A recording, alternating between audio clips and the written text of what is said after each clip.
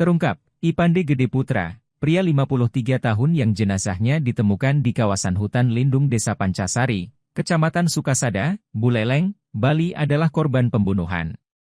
Kapolres Buleleng, AKBP Ida Bagus Widwan Sutadi, Kamis 13 Februari 2025 mengungkapkan dalam rilis di Polres Buleleng, ada rekaman CCTV dalam rute menuju TKP yang menunjukkan adanya mobil city car berwarna kuning yang melintas bolak-balik, mencurigakan sekitar pukul 2.13 WITA. Tim kepolisian selanjutnya melakukan penelusuran CCTV lebih lanjut, hingga diketahui identitas kendaraan tersebut merupakan sewaan dari salah satu rental mobil di Denpasar. Dari pendalaman yang dilakukan, pada tanggal 2 Februari sekitar pukul 19 WITA, mobil tersebut telah disewa dan digunakan oleh 3 tersangka untuk melakukan pembuangan terhadap mayat korban di Buleleng.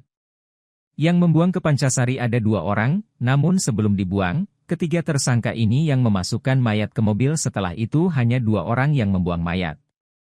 Identitas ketiga tersangka yaitu, inisial OSM alias Oki alamat Denpasar Selatan, IOP alias Intan alamat Bojonegoro, dan Li alias Leni asal Dangin Purikaja Denpasar. Dari serangkaian penyidikan yang dilakukan, bahwa motif tindak pidana tersebut adalah karena para pelaku sakit hati terhadap korban karena masalah hutang. Adapun identitas ketiga tersangka tersebut yaitu inisial OSM alias Oki, umur 38 tahun, pekerjaan karyawan swasta, alamat Sanur Kau, Kecamatan Denpasar Selatan, Kota Denpasar. Tersangka 2, inisial IOP alias Intan, umur 38 tahun, pekerjaan karyawan swasta, alamat kelurahan atau desa Sukorejo, Kecamatan Bojonegoro, Kabupaten Bojonegoro. Yang ketiga, inisial LY alias Leni, umur 57 tahun, pekerjaan wira swasta, kelurahan atau desa Dangin Purikaje, Kecamatan Denpasar Utara, Kota Denpasar. Berdomisili di Pedungan, Denpasar Selatan. Nah, dari serangkaian penyidikan yang dilakukan ditemukan fakta-fakta dalam pendalaman proses tersebut bahwa motif perbuatan tindak pidana tersebut adalah karena para pelaku sakit hati terhadap korban akibat masalah hutang. Adapun kronologis peristiwa sehingga terjadi perbuatan tindak pidana pembunuhan atau penganiayaan tersebut terjadi sebagaimana berikut. Yang pertama berawal dari sekitar tahun 2019, korban atas nama Pande alias Dede kenal dengan tersangka Saudari Leni dalam urusan jual beli sebuah hotel di Denpasar yang merupakan milik dari tersangka Saudari Leni.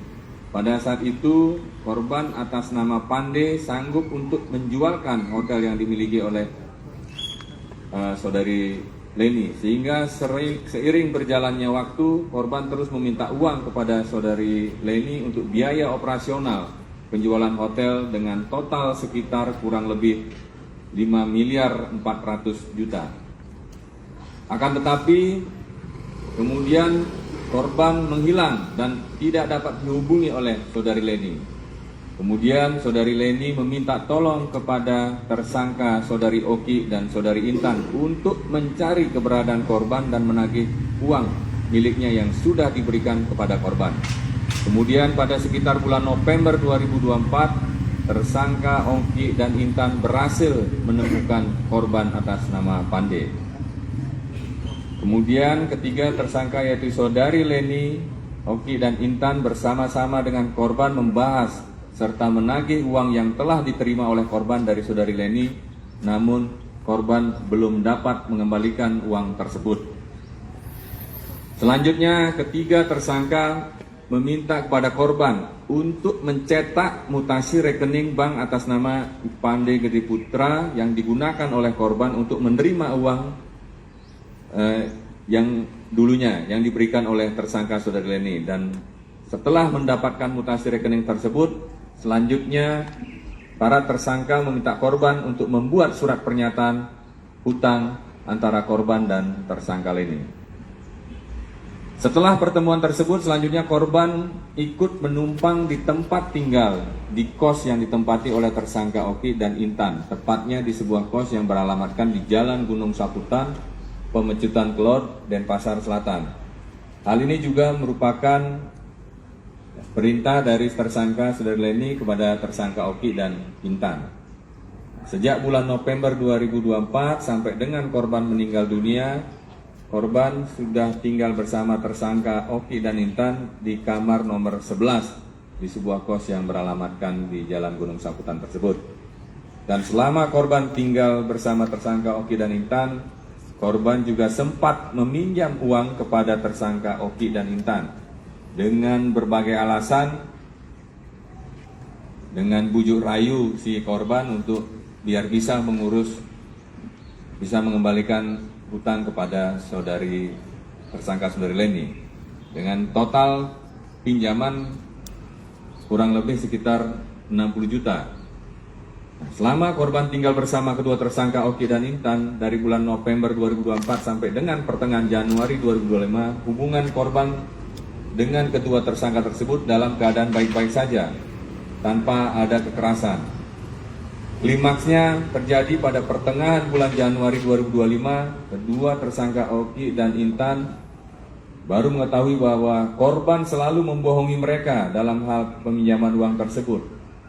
Sehingga kedua tersangka Oki dan Intan merasa emosi dan ditambah adanya perintah untuk menghabisi atau melakukan pembunuhan atas suruhan tersangka Saudari Leni untuk menekan korban mengembalikan uang miliknya yang telah dipinjam oleh korban. Hal lain juga yang menjadi motif tersangka Saudari Leni dan kedua tersangka untuk membunuh korban adalah adanya telepon dari seorang wanita di handphone milik korban yang sempat menginformasikan kepada para tersangka bahwa korban pernah mengaku telah diperkosa oleh tersangka Saudari Leni, sehingga hal tersebut juga menjadi pemicu sakit hati tersangka Saudari Leni kepada korban yang telah menyebabkan informasi yang menjelek-jelekkan nama baik tersangka. Ini berdasarkan hasil penyidikan dari keterangan yang sudah diambil. Yang berikutnya, berdasarkan pengakuan para tersangka bahwa penganiayaan terhadap korban terjadi sejak dari tanggal 20 Januari 2025 sampai dengan tanggal 2 Februari 2025 sampai korban meninggal dunia.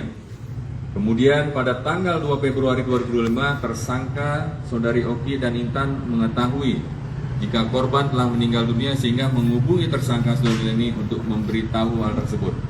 Selanjutnya ketiga tersangka merencanakan pembuangan korban ke daerah Pancesari, Kecamatan Sukosade, Kabupaten Buleleng, yang mana tersangka Saudari Leni yang memfasilitasi penyewaan kendaraan untuk mengangkut mayat korban.